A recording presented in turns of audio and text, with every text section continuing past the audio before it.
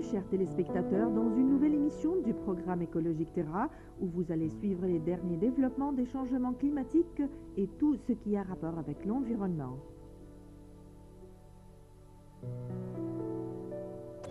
Vous allez suivre un rapport sur les inondations qui se rapprochent de Londres et la Tamise en crue.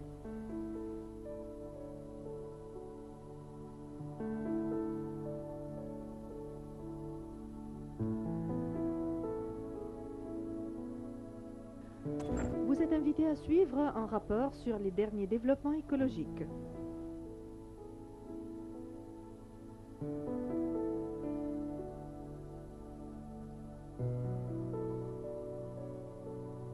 Nous allons parler lors de cette émission du coton égyptien qui a pour longtemps occupé une position unique parmi les genres du monde, et ce, depuis sa première apparition lors des années 20 du siècle passé et jusqu'à présent. C'est au sujet du coton égyptien que nous allons parler aujourd'hui.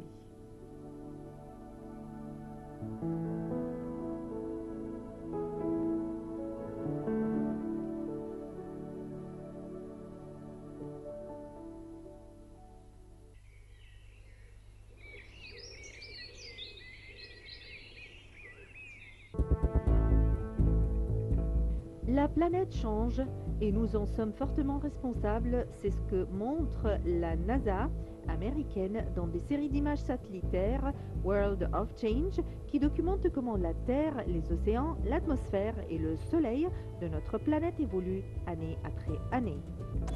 Le navire partiellement sombré après avoir été coupé en deux en quittant le port de Bayonne, 20 tonnes de carburant stockées dans la partie arrière du cargo espagnol échoué à Anglet, se sont vraisemblablement dispersés dans la mer alors qu'une nouvelle tentative pour accéder à la vente de l'épave aura lieu aujourd'hui.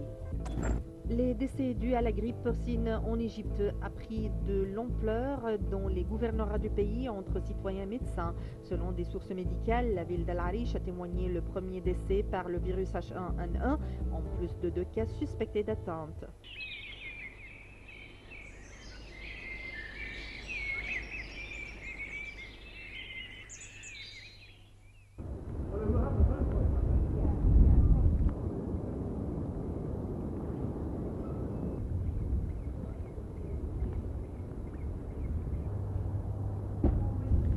Les inondations affectant le sud-ouest de l'Angleterre se sont étendues aux abords de Londres avec la crue de la Tamise qui a touché des centaines d'habitations. 14 alertes aux inondations ont été émises dans les comtés du Berkshire et du Surrey, à l'ouest de Londres, où se trouve notamment le château de Windsor. Plusieurs zones, dont le Grand Parc de Windsor, y étaient déjà inondées, tandis que le château de la reine Elisabeth II était préservé par la situation en haut de collines. L'Agence pour l'environnement a évalué à entre 800 et 900 le nombre des habitations inondées depuis le week-end dernier. Des milliers d'autres sont menacées. La capitale est quant à elle protégée par un barrage, mais la ville de Croydon, en périphérie sud de Londres, a prévu de protéger les habitations et les commerces en pompant des eaux et en les déversant dans les passages pour piétons sous train. Dans le Berkshire, les pompiers ont secouru 16 personnes, notamment dans le village inondé de Wherrysbury, où le nombre d'habitants était équipé de cuissardes. Dans l'école primaire, l'aide aux sinistrés s'est organisée. Et alors que de nouvelles intempéries sont prévues pour les prochains jours, la controverse sur la gestion de ces inondations ne cesse de croître. Politique et agences pour l'environnement se renvoient mutuellement la responsabilité de la situation. Le Premier ministre David Cameron, qui a annoncé le déblocage de 130 millions de livres, a appelé au calme à l'occasion d'un déplacement dans le Dozer où il était venu observer les efforts de l'armée pour construire des digues destinées à contenir les vagues.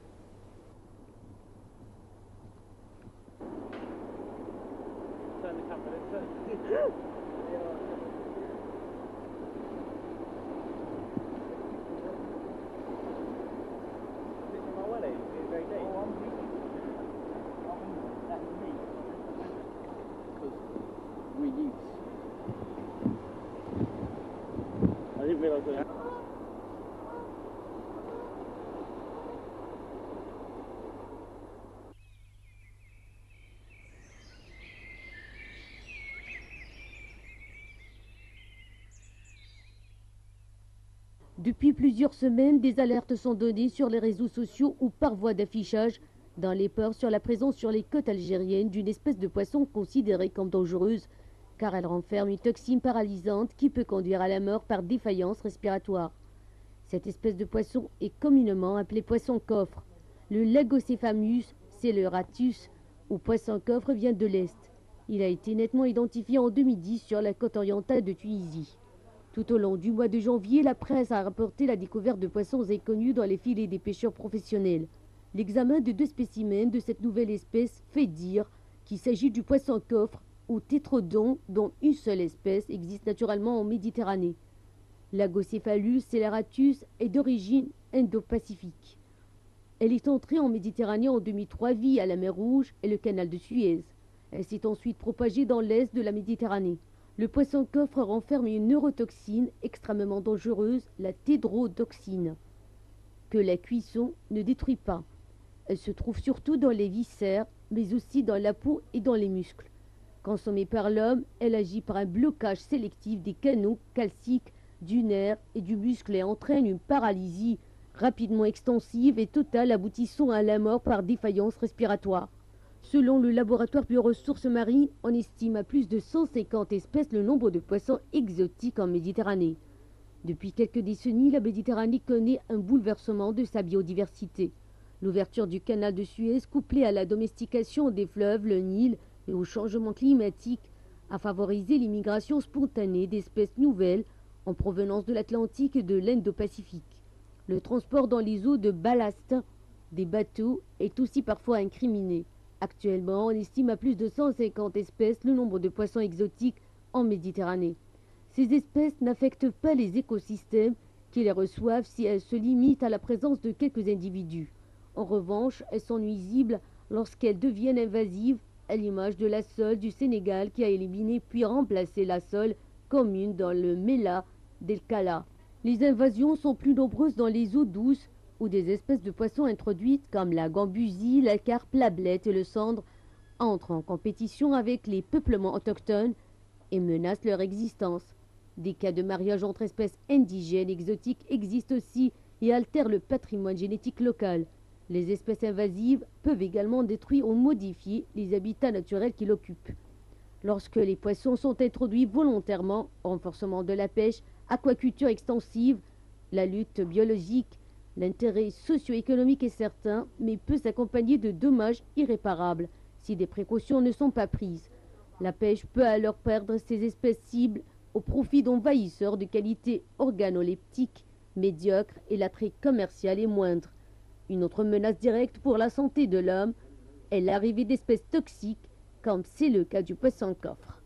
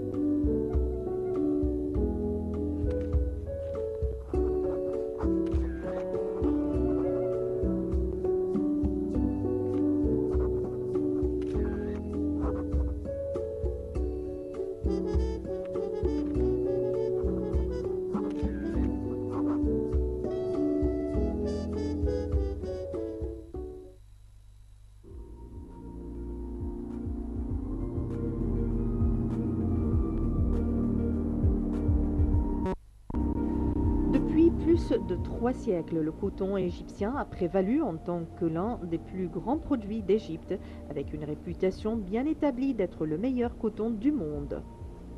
Sa douceur, sa résistance et sa perméabilité font de cette fibre naturelle le produit le plus cultivé dans le monde, et notamment aux États-Unis. Pour réaliser des objectifs supérieurs dans les études du coton égyptien, une coopération a eu lieu entre le département de recherche afin de produire des fibres génétiquement de haute qualité. Nous allons entendre ensemble les détails du Dr Hamed Sayed Ahmed, chercheur au département des études des fibres.